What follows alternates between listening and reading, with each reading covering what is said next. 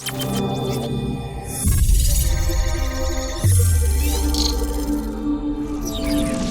hear I wasn't the only one just a little unsure about this whole mail-in vote. Don't worry, you are definitely not alone. But I have so many questions, and every video I've watched has been so boring. It's got to get better than this. I'm going to give you the fast version of how you vote in this upcoming election. First, you got to register, then you apply, then you get your ballot, and you drop it on by. Yep, it's that easy. So first things first, are you registered to vote? Perfectly legit question. Some people have registered a long time ago and others haven't got a chance to register at all. No judgment here. You can both register to vote and check your current registration status at vote.org. Done. What's next? Next, you actually have to apply for your absentee ballot.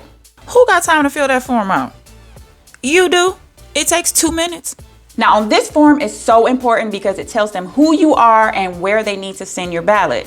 Here you'll fill out this form in its entirety, and it'll also give you exactly where you can drop it off or send it in the mail. You can get your vote by mail application the same place that you either registered to vote and you checked your voting registration status. And that was on vote.org.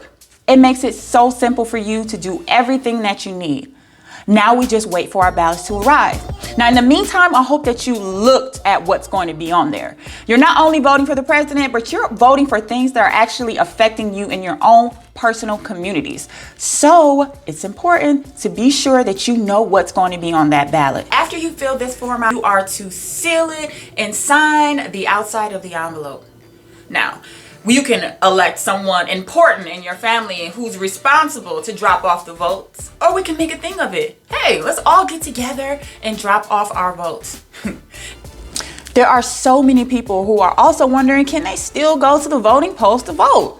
Yeah, they'll definitely still be open. But if you want to avoid the large numbers, you'll vote from home. If you're anything like my friend Frank over here, he even used vote.org to find out where he could volunteer at the next voting polls. Check out his Instagram. Just got the official letter from the Board of Elections confirming my upcoming training to work the polls, and I am so ready.